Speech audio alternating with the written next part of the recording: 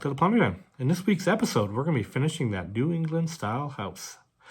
So in the last episode, we built the main floor and really the chimneys to that New England style house. And then in this episode, we're going to build the second floor and the roof for the house. So the best thing to do is let's just take a look at it. This is the finished project right here. I'm really happy how this turned out.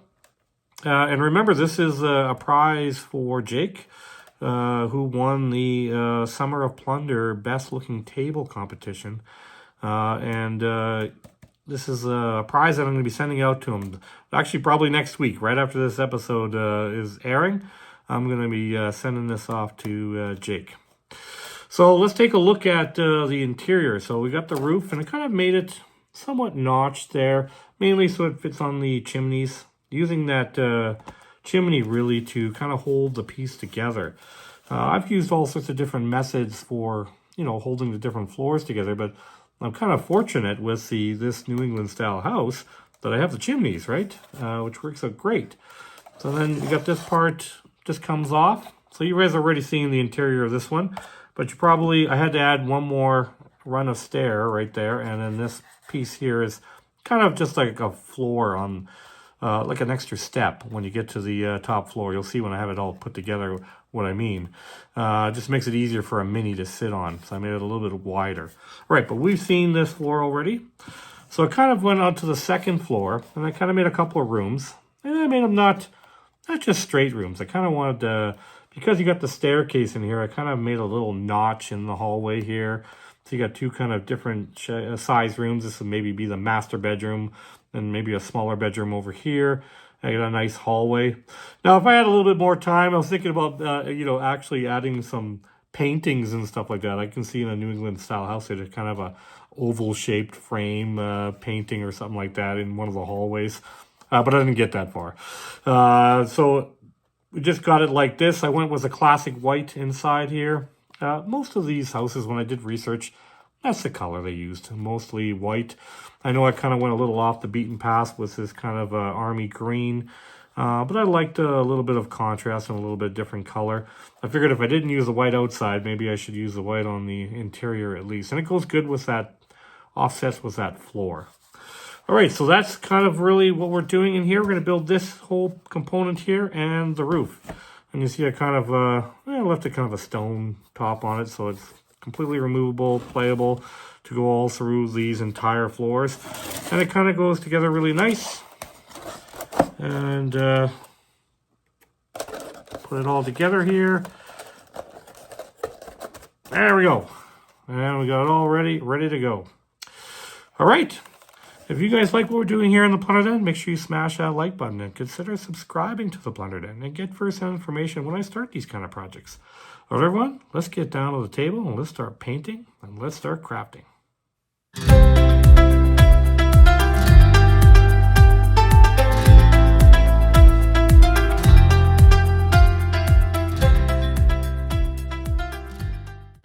Okay, so I decided to start with the doors. I missed this step in the last episode. I hadn't finished the doors, so I figured I'd start off there.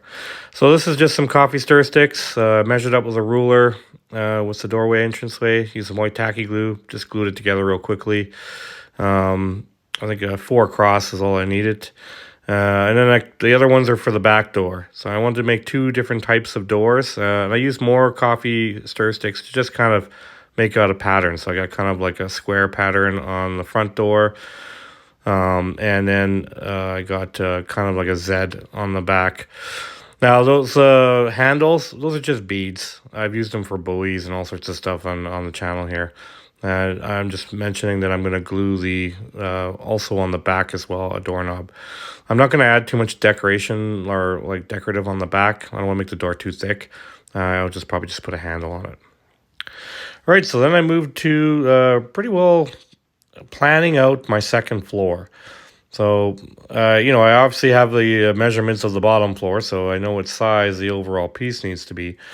But kind of is a little trickier where the opening is. I want to make sure that we have it right for where we're going to cut the stairwell out of. So I've kind of measured that out. thankfully I can pull that floor backwards, and you can just kind of trace it because I have the base. And I kind of just measured where the mini is, so I have him on the staircase. Obviously, on that second last stair rung, he's gonna hit. So I'm gonna have that as an opening, right? So if you're gonna have your miniature sitting on it, you're gonna have to take that in consideration. So this is a lot more planning involved here. I know I was gonna have to cut that one shape out to cut the opening for the doorway. Sorry, for the stairwell. So here I realized that the stairwell needs to be one spot higher, and I kind of left it because I wanted to measure the second floor before I started gluing the last step in. So I could kind of measure it out and make sure it gets right to the top of the second floor. So that's why I kind of left that one piece out. And I'm just kind of making sure my mini sits on the stairs, and then I will glue that in later. I'm going to paint that first before I glue it in because it'll be glued to the bottom floor. So similar to the base, we're going to use the outer walls, lots of windows, even more windows in the top level because you have that additional middle window. There would be a door on the base, but essentially pull the paper off both sides and texture them with the tin foil ball. So then you're going to hot glue all these four corners onto the base piece here. So while I was doing this, I also noticed that on the two ends, I forgot to put the peaks on. So usually I cut, when I build my buildings, I cut the peaks out, right? And it's part of the overall piece. So I missed that, so I had to cut some out and measure it. Oopsies. But anyways, I got it on there, no problem. And now I'm kind of just planning out the walls. So I'm going to kind of make a kind of an L-shaped room. It's like the master bedroom, and then a smaller room to the side, just to give it a little more interest. And it kind of just mainly because you have to get around that stairwell. I could have made it like a closet or something like that, or made another room in there. But I think this would be more appropriate. And not necessarily all rooms are square. So I decided to have two different shaped rooms. So this is after I finished putting all the rest of the walls in. And I just want to make a note that I took the paper off both sides and texturized everything with that tinfoil ball to give it a stucco look. So now I've moved on to, that's balsa wood. So stuff I get from Amazon, just bulk balsa wood. And I'm going to frame all these openings, all the windows and the door well. Except for the door's base, I'll use a coffee stir stick because it's flat. Like right where the floor is. But all the edging will be used balsa wood. So I'm just showing you that. And I use a pencil, really. Just measure it out. And then just glue one piece at a time. It takes some time, but, you get it all framed out nicely. You can see I use that coffee stir stick for in the doorway. And then I'm going to start using it kind of like a molding in the room. And before I start putting the posts in. So I'm going to put all this trim kind of molding in first. And before I start laying down planks or putting the framing in everywhere. And I'm just pointing out that I'm going to use my X-Acto knife again to texturize all this. So just putting grooves into the wood so it looks more like a real wooden plank. So there's a finished room just so you can see what I'm talking about. Framing out. And I usually do the planks the opposite way I framed it. So it kind of offsets it. Looks good that way, like what a room would actually look like. So I'm just showing you doing the hallway as well. It's getting kind of tricky because I haven't glued that small step in yet. So I wasn't sure how far those planks are going to go across. So I kind of did all the planks I could before I had to start fiddling with the base piece. So these are the posts I was talking about. And I usually just use this to support the overall. It adds to the, you expect to see posts in a room to hold up the roof. But it also helps with the roofing that we're going to put on top of that. So on these edges here, you couldn't really put, so I used two coffee stir sticks to kind of complete those edges because I couldn't add a balsa wood. It wouldn't look right. So some of them I had to use a flat piece.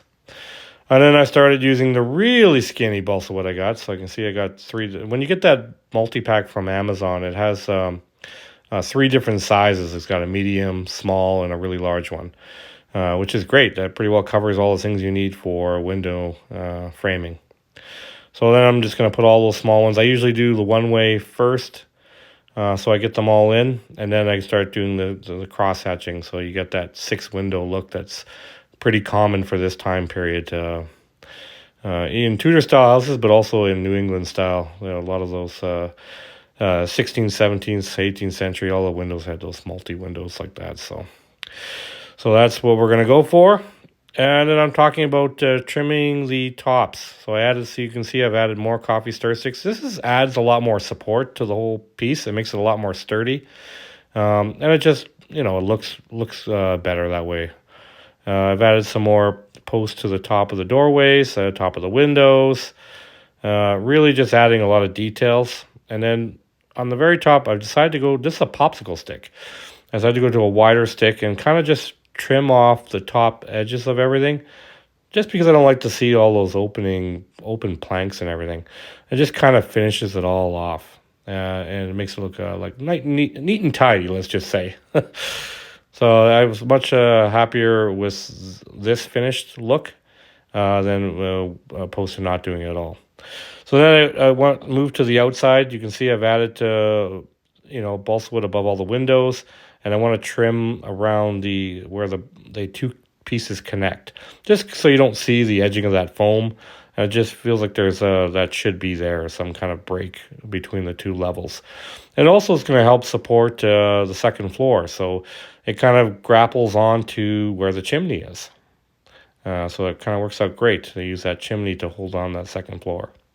So similar to the bottom, I'm using those those are insulation foam stones that I've cut out for the edges, and then I'm using the egg carton stones that I just had piles of it cut out from a major project I just did. So I had lots left to complete this project, and I really like that stone look. I might do a second New England house and maybe do it with wooden planks. I saw a lot of them with wooden planks, but also stonework. It's just different styles. But anyways, this is the one I went with. I like the egg carton stones. So this is after I've added them all.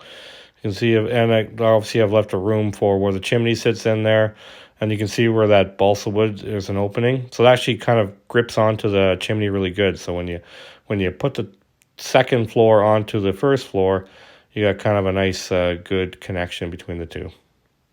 And that's what I was going for. Now you can see I've made that second step. It's kind of a longer step on the stairwell. That's just so your mini has a longer piece to stand on. I found when I put the second floor on, it was a little tight. So I added that little piece in there. I was just showing you there how it connects to the chimney. And it works out really good that way. So now we're going to eventually move here to the roof. There's a closer look at that piece there. Yeah, I had to add that in there just so it... and it also, you can see where there's not much room at the top of the stairwell in the hallway for somebody to stand there. So that's why I kind of wanted to not glue everything in first before I figured out the opening. So this is the roofing. It really is just two pieces of dollar store foam board. I texturized them again with tinfoil, and you can see I've kind of notched them in two different directions. The one piece is notched on both sides, and one is only notched on the one side. That's where it just sits on an angle on the roof. So I decided to go with the cardstock shingle, which I think is more appropriate for this style of building. So really I just use my cutting board, and those are, I believe, 1-inch blocks. And then I just traced out using that. And these are different stages. So I cut them out to strips and cut them into little bits. I've done this on the channel several times. And then I like to cut them into smaller pieces. I know some people leave them on the big long strips, but I find that you don't get as much random pattern. So I like to cut them into smaller chunks like this. And of course, overlap the edges, overlap the base. I actually end up putting another row and overlapping it even further, because you want to cover where the roof meets the top of the building. So you need a little bit of an overhang to hide that. Otherwise, you can kind of see the crack between the top and the bottom. It doesn't look very good. So I wanted to make sure I extended those shingles out far enough. And then I added 2 pieces of balsa wood, one to the top and one to the bottom. So the bottom's mainly for support, and the top is actually for a handle. So when I put all the roof on here, I came to the conclusion that my chimneys are just slightly too short. So, like, oh, bummer.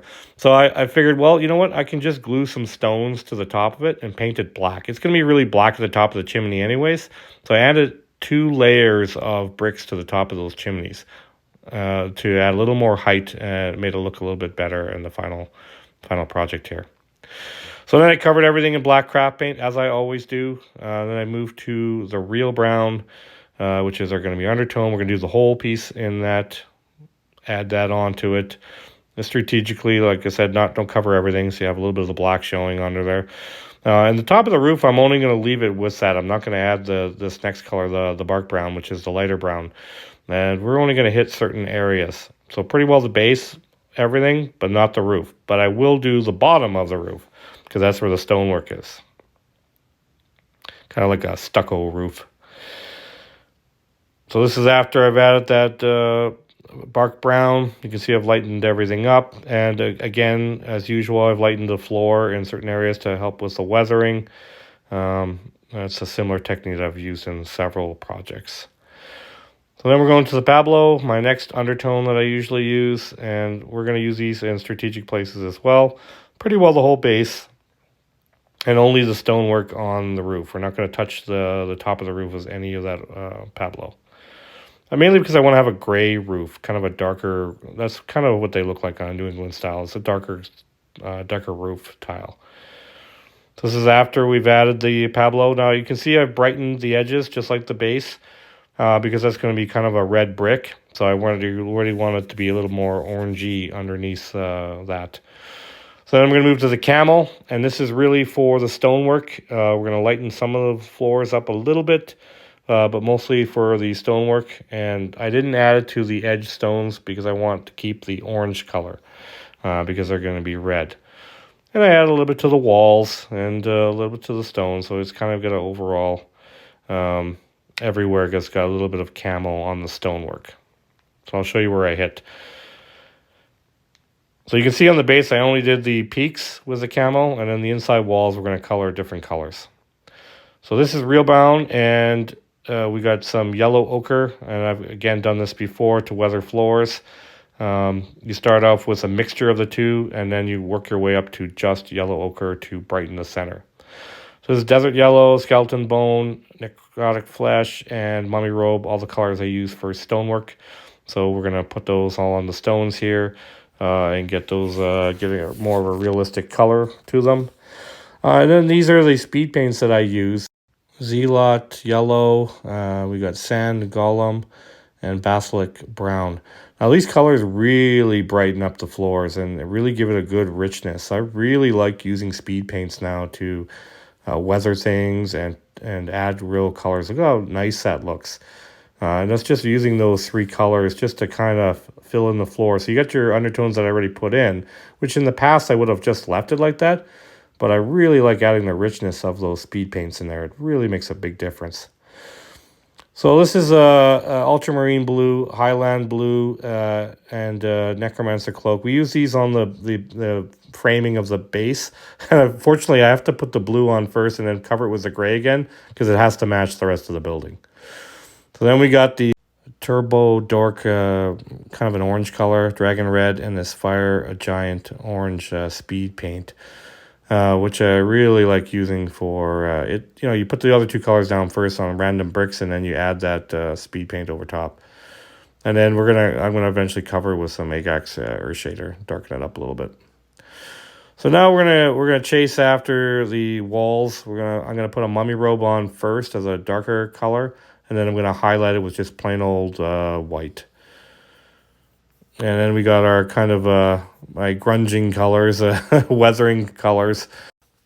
But I'm going to use that hardened leather for the wooden planks. This is Agax Earth Shader, which you're going to add it to all sorts of different places. Grim black, just to kind of really grunge out certain things. I added some grim black to some of the stones as well. And that was dark wood, that other color. And you can see I just added I went to the dark wood on the inside planks, and then kind of the hardened leather for the top. You can see how it dries really matte. It looks really good for wood planking, especially on the inside. It's got a really good look to it. So then I went to some dark stone, and we're going to start working these shingles. I wanted to give it more of a gray color. I made this Graveland gray, speed paint, uniform gray as a little highlighter, and some grim black. Of course, I'm going to add, we got some skeleton horde and some Egrex Earth shader. I'm going to add a little bit of hardened leather in there, and even add just a tad of army green, just to give a little bit of a green color to it. And I just really streak it onto those roof. So that's pretty much all the colors I added. Let's take a look at the battlefield. We got some French-Canadian militia coming here with their native support. With some North American native forces here. We got some Braves here. There's King Philip. And some of the new line of minis from Fire in the Frontier, which are awesome. So they're invading our British colony here, defending this frontier fortification. And we have our New England-style house inside the walls. So we got our frontier fort we built on the channel. Lots of fortifications. We got objective markers there, supply markers, and then here's our New England-style house. So I'm really happy how this turned out. I really like that contrast of green and white colors in there and that brightness of the floor. I'm really happy with the way this turned out. You really could have an epic battle right inside this house. You could fight room to room in here, and it would be awesome. So there's lots you can do with this piece of terrain. I'm sure Jake will get some good use out of it and have some epic matches using this piece of terrain. All right, we'll put it back together here, and we'll take one more look at the front of it. Really, this is awesome. I'm able to use some of my Fire in the Frontier terrain. I really do like that expansion for Blood and Plunder. And hopefully they expand on that, in the North America. Maybe I'm biased because I'm Canadian, but there's lots of interesting conflicts that happen in the North as well. So Fire in the Frontier explores some of those conflicts, which is really cool. So that's pretty much a wrap on this project. Thanks everybody so much for watching and tuning in, and I will see you in the next one.